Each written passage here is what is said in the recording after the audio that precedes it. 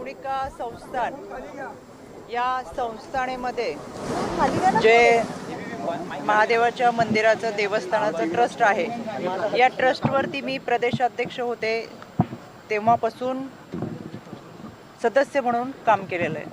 माझ्या समवेत समाजातील वेगवेगळ्या क्षेत्रातील अनेक प्रतिष्ठित नागरिक, अनेक मान्यवर या ट्रस्टवर होते आणि या ट्रस्टवर मी जेव्हा होते त्याच्यानंतर मी आयोगाचे अध्यक्ष झाले. आणि मला सुरुवातीला हे सांगायचं आहे, या ट्रस्टचा कार्यकाळ हा 8 ऑगस्ट 2025 रोजी संपलेला आहे. खरं तर समाजामध्ये आपण आयुष्य जगत असताना कोणाला ना कोणाला गुरु मानत असतो. खरात पती पत्नीला माझ्या परिवाराने गुरु मानलं, आम्ही गुरु मानलं. आणि काही वेळा तिथं होत असलेल्या कार्यक्रम, मग तो महाशिवरात्रीचा असेल, गुरुपौर्णिमेचा असेल, या कार्यक्रमाच्या निमित्तानं विद्यार्थ्यांच्या शैक्षणिक साहित्य वाटपाचा असेल, या निमित्तानं आम्ही उपस्थित राहत होतो. यामध्ये एखाद्या व्यक्तीला आपण गुरु मानले आणि त्यानिमित्तानं संपूर्ण कुटुंब आम्ही त्या कार्यक्रमात उपस्थित राहत होतो. माध्यमांमधून सातत्याने दाखवले जाणारे व्हिडिओ हे काही वर्षापूर्वीचे. गुरुपौर्णिमेच्या निमित्तानं अनेकांनी ती पाद्यपूजा केली, तशी मी माझ्या पतीने देखील ती पाद्यपूजा केली. 5-6 वर्षापूर्वी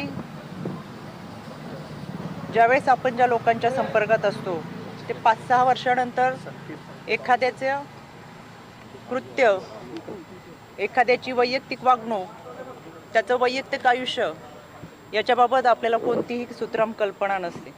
आज आपण ज्यांच्याबरोबर आहोत, जे आपल्याबरोबर आहेत, ते उद्या पुढे जाऊन कसं वागणार आहेत ही कल्पना आपल्या कोणाला नसते. त्याच्यामुळं मी ही घटना समजली त्यावेळेस मला तो धक्का बसला. मी लगेच ते ट्विट देखील केले सुरुवातीला, की या देवस्थान ट्रस्टशी माझ्या कुटुंबाचा संबंध आहे, पण खरात आणि त्याच्या वैयक्तिक आयुष्याबद्दल काही माहिती असायचं कारण नव्हतं. यामध्ये पोलिसांनी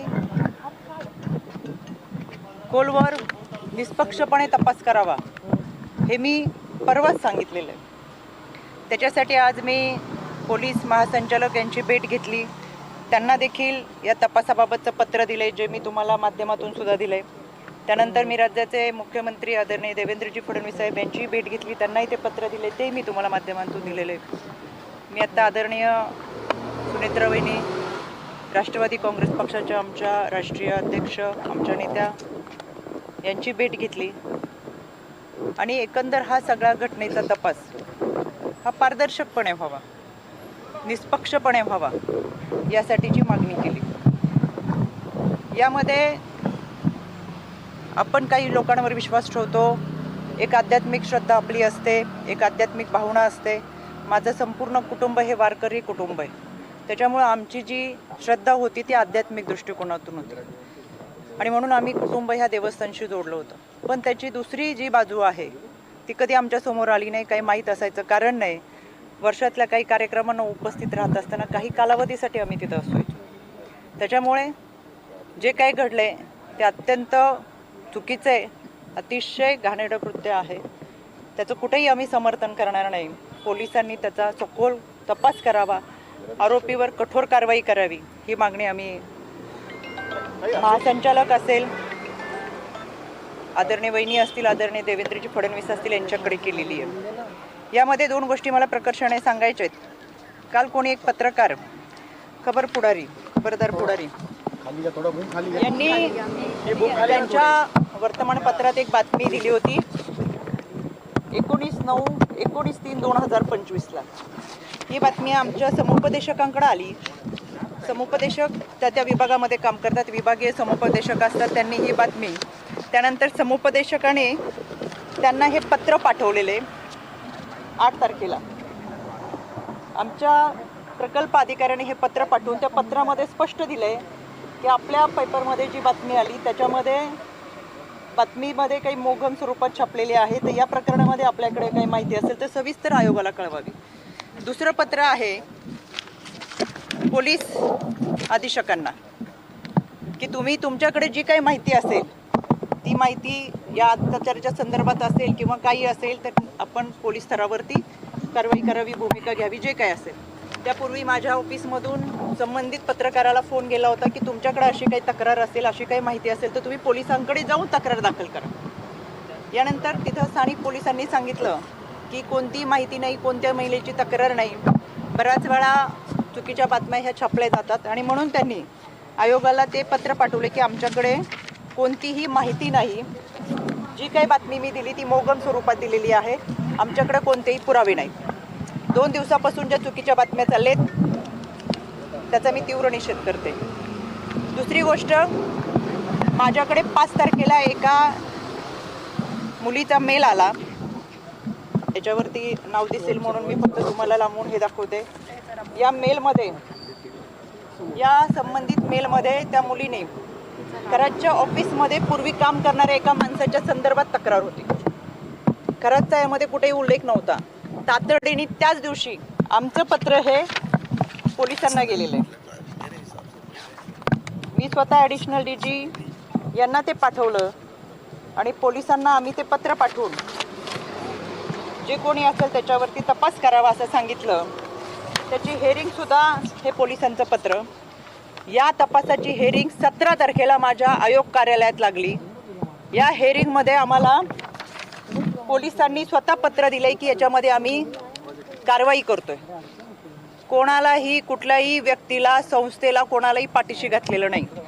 पण तोपर्यंत खराचं कुठेही नाव नव्हतं, पण त्यांच्याकडे काम करणाऱ्या माणसाचं नाव याच्यामध्ये होतं, तरी आम्ही कारवाईचे आदेश दिले होते. त्या अनुषंगाने आम्हाला तेजस्वी सातपुते त्यांचं पत्र आहे की आम्ही याच्यामध्ये कारवाई करतोय. हे पत्र आहे आम्हाला 17 तारखेला. 17 तारखेला यामध्ये जी तक्रार होती ती एका महिलेची कार्यालयामध्ये पूर्वी काम करणाऱ्या एका मुलाच्या संदर्भात होते. त्याच्यामुळे मला आवर्जून सांगायचं आहे की अशा पद्धतीने जे काही गोष्टी 2 दिवस चालू आहेत, चुकीच्या बातम्या चालू आहेत, एखादी व्यक्ती पुढे जाऊन कशी वागती, त्याचं कृत्य, वैयक्तिक आयुष्य आपल्याला कोणाला माहीत नसतं. आम्ही जोडलो होतो तर मी पहिल्याच दिवशी ट्विट करून सांगितलं, हो आम्ही संस्थानाशी जोडलेलो होतो, देवस्थान ट्रस्टमध्ये होतो. ते फोटो माझ्या आहेत. 8 वर्षापूर्वीच्या आमच्या कुटुंबाबरोबरचे फोटो तिथं होते आणि एखाद्या गुरुची, पती पत्नीची पाद्यपूजा करत असताना गुरुपौर्णिमेच्या दिवशीचे फोटो आहेत.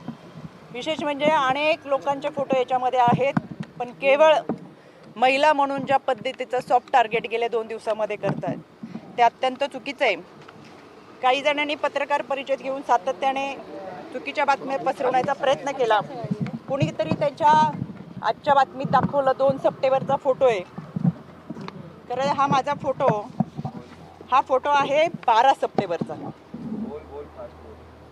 ह्याच्यावरची 1 तारीख पुढची खोडली आणि 2 सप्टेंबर दाखवलं आणि काहीतरी त्या दिवशी अमावस्या पौर्णिमा काहीतरी आहे असं चुकीचं दाखवलं.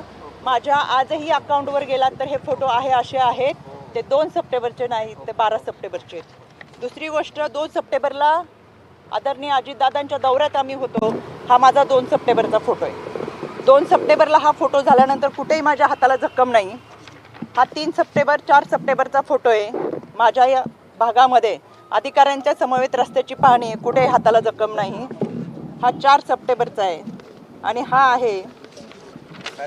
5 सप्टेंबरचा फोटो आहे. कुठेही हाताला जखम नाही. कुठला दिवस होता, काय होता विधी तो माहीत नाही.